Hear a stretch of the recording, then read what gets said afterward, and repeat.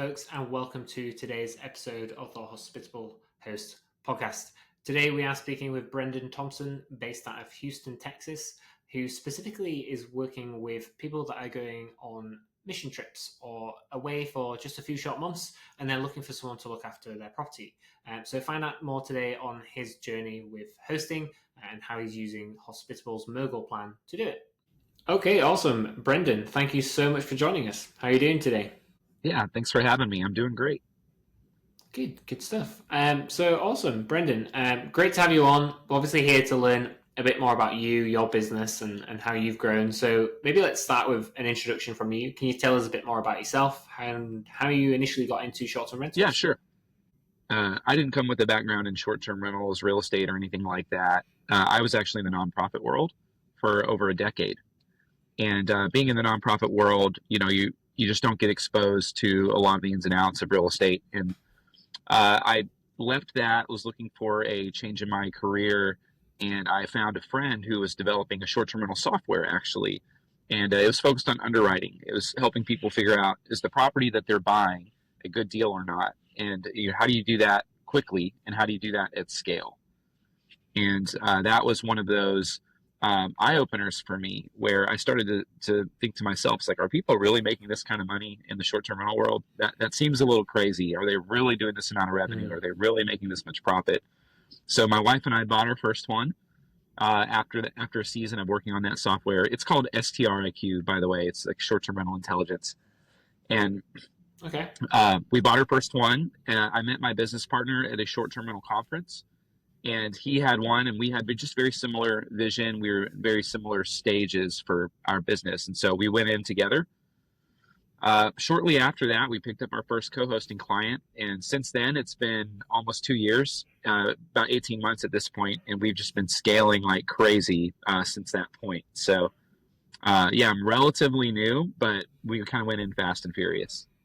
Nice. And, from those early days of taking on that first property to where you are now, how much has the business kind of grown and evolved? If you were to do a side-by-side comparison, I imagine very different today than back then. Oh, man. It has grown a lot. When you start anything, you don't really, you don't know what you're getting into half the time. And you realize that you can set up all sorts of systems to help you grow. But when you don't really have the experience, it's hard to know what things are really going to be helpful and what's not. And so we started very lean with our first property, and then it went to 2, then to 3. And then at this point, we're now up to 27 listings. So obviously our business has evolved because we've just had to grow and scale alongside our portfolio. So the way that you manage 1 or 2 properties, you can usually put that in your head, right? I know every nook and cranny of my first house that we purchased. I know where things are. I know how everything operates. Doing that for 25, 26, 27 listings is really incredibly tough unless unless you're a savant and you just got a photographic memory. But I don't. So, we had to have the right systems in place. And that's kind of where we are today, is that we have some really, really robust mechanics that are helping us operate and do things at scale, or at least with 27 listings. We're certainly, there's people that have 100 houses or 150 listings, and that's a completely another level. But where we are right now is that we're preparing our systems in order to grow toward that. So I hope that what we have now actually will scale with us. Awesome. So that is the plan. You want to continue scaling and go to 100 plus? Yeah, I think so. I think we do. When we started, we have a really niche group of people that we serve. I came out of this world where we were training people that were going all over the world doing like mission work. So I'll go work in an orphanage here, or they might go do something overseas. And a lot of these people, they're leaving their homes and they don't know what to do with their homes. So that's kind of where we stepped in. I had a lot of, that was my background. So I had a lot of those connections. And so you'd think that, having such a niche, you'd be able to scale really, really quickly. And we have been able to. But one of the things I'm experiencing is that, those kind of relationships, because of the nature of that industry, are they're very relational. So it takes a little bit of time. So that's our hope is to keep serving in that way and to keep serving those types of property owners. But yeah, our ambition this year is we're trying to get to 35 or 40 by the end of this year. And I think beyond that, one of my passions is I love helping others and serving others. And I think about all the other co-hosts and property managers out there that are struggling because they don't have maybe the right systems, or maybe there's just a real particular part of their business that they're needing a breakthrough in.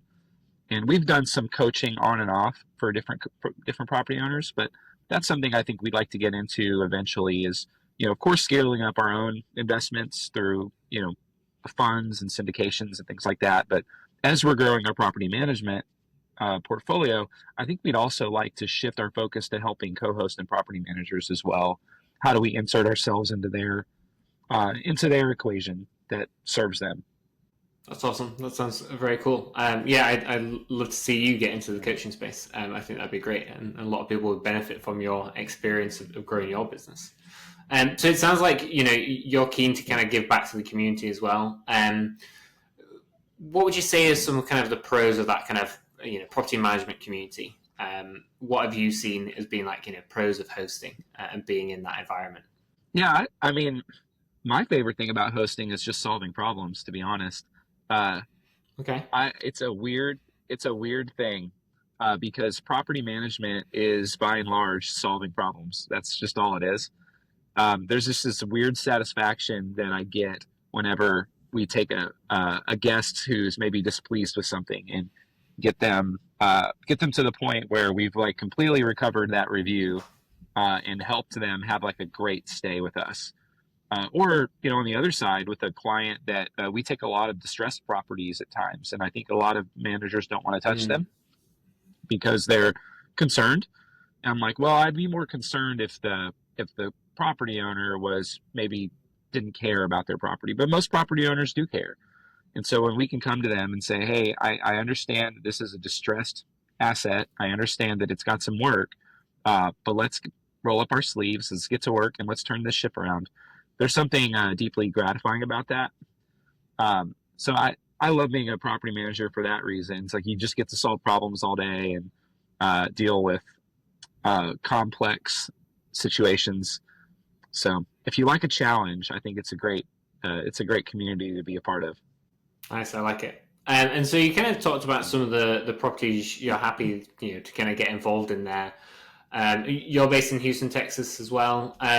So if there's any property owners in the area that are kind of looking for a property manager, what kind of property owner are you looking for? Like, who are you trying to help? Is there a specific category you're trying to assist, or kind of open to anyone who needs it?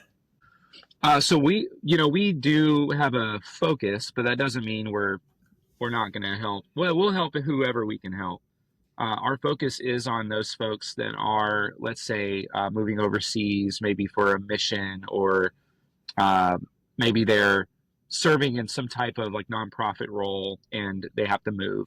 Because that community, a lot of times they're not buying their home as an investment; they're buying their home, and in that world, despite what the news might say, people in the nonprofit sector, they don't usually make a lot of money. So thinking about their home as an asset, it's really important for them to be able to, I think, keep building equity. And so we love to help them. And that's probably our focus. But we don't serve them to the exclusion of others. It's just kind of that's like dead center of our target. That's probably dead center, but we'll serve anyone that really needs the help. And if we can be of value to them, then we'll try. Sweet. That's awesome to hear. And then, so this is a question we always ask property managers. Is there anything that you would recommend property owners are asking their property manager to decide if that's the right property manager for them? Oh, yeah. I probably know too much. So I'd be asking lots of questions, but I think number one, you want to make sure that they like people.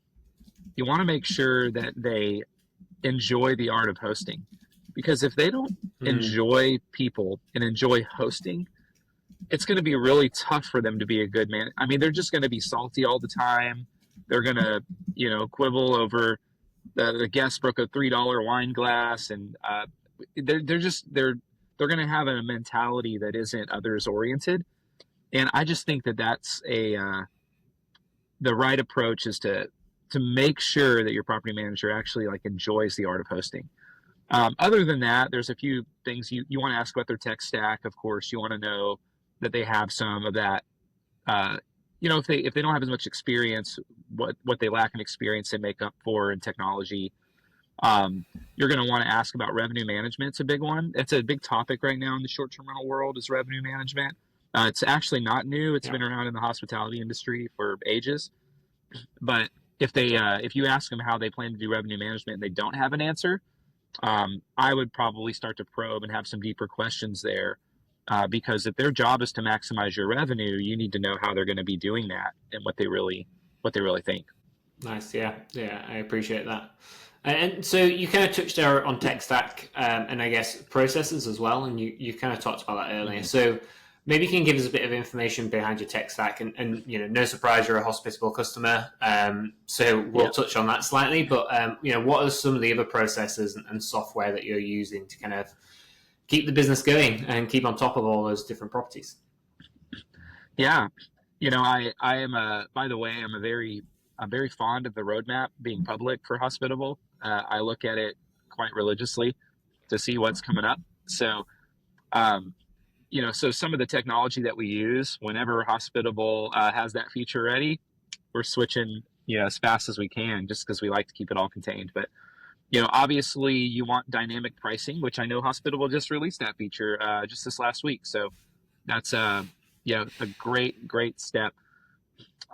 You want dynamic pricing, and something like what Hospitable offers, or Price Labs will have something like that. Of course, you need a channel manager and a PMS if you're going to be serious at all. So I think that's the other one. And then I use a few others. I mentioned the STRIQ app. We do that on the front end to kind of do the underwriting and help property owners see, hey, what's the value of your home? Where do we really think it's going to land in terms of revenue percentile? Like, is this a top tier property? Is it a 50th percentile? We do some of that work with them. And then there's some like various other ones that we use that, just tracking like listing optimization, making sure our photos and descriptions are tight. There's a lot of that. And, we use a operations software as well called Breezeway that it's just on the operations side that makes everything just so much easier. And there's probably 5 others that I could mention, but we have a fairly robust tech stack, and that's just because as we're growing and we're looking towards scaling towards 65, 100, even more than that properties, we want to make sure that we're ready for that kind of scale. Yeah, and this might be a difficult one to answer, but thinking about some of the first technology that you implemented, what would you recommend as being kind of the first solution people look for? And so I'm not trying to get a plug of Hospitable here. Literally, would you start with dynamic pricing? Would you start with property management software? Would you start with operations? And what are your thoughts on that? Yeah, so I'll one step back would be, my approach is always to not spend money you don't need to spend. So a lot of property managers, they go buy all the technology right up front. They spend $1,000 a month on different softwares that they don't really need for one listing. It's like, you're spending more than you're making here, buddy. So I always recommend people right size their tech stack to where they are. But I do think if you're going to be serious about hosting, one of the first things you need to do is get a good, proper PMS. And Hospitable is mine of choice. We had a different one initially, and we converted over early on in the journey and haven't looked back. But I do think that's important because from guest communication to the dynamic pricing to the automated messaging, some of that is going to reduce your workload substantially just by having something like that in place. Nice, awesome. And what would you say is kind of the standout feature for Hospitable, or maybe the standout reason that you switched and have stuck with Hospitable? Yeah, well, transparently, when we switched, it was pricing first. We felt like we were overpaying for what we were getting. And, I've just been blown away by the way that Hospitable develops features, that, like I mentioned, the public roadmap and the town halls and being a very build in public type of company.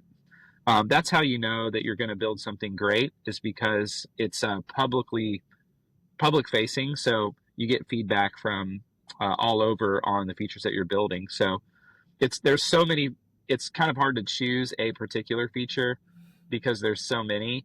The owner reports, we have the mobile plan, so the owner reports that were recently released with the connection to QuickBooks is just game changer for our end of month reporting. We love that one. And there are some new ones, like the guest portal is relatively new with the rental reservation agreements. I really enjoy that feature, and I'm excited to continue to see it grow, that guest portal, to include some other things on it as well. Mm-hmm. So there's a few that I'm very excited about. The co-pilot feature, I think that's underutilized. Maybe I just am not talking to the right people, but I don't think people realize that that's a game changer, to be able to search your information within Hospitable and pull out questions in a moment's notice. I mean, if you have a VA that works for you, that's all their questions answered right there, just by having a tool like that. So I think there are so many tools that were thoughtfully designed and clearly helpful to hosts like me. Nice, love it. Thank you for the rundown there. Yeah, we need to get promoting Copilot a bit more and make sure more people are utilizing it, for sure. Yeah. Sweet. And so I think one final easy question, if there are any property owners looking for assistance with their property, how do they find out more about you, Brendan, and your business? Yeah, thanks for asking for the plug there. So they can find me at oikospropertyventures.com. That's Oikos like the yogurt, Oikos, or oikospropertyventures@gmail.com. There's Oikos is the Greek word for home, so it's used all throughout antiquity to describe, the home or the household. So if you want to know kind of where the origins of that are, that's where it comes from. But some people spell it wrong, so I'll spell it out for them. It's Oikos. Nice, I love it. That's fantastic. I did not realize that is the origin of that word as well. Familiar with the word for the yogurt, didn't realize the origin in Greek form. So yeah, awesome. Well, Brendan, thank you so much for coming on. It's been fantastic learning a bit more about your business and how you're running properties for owners.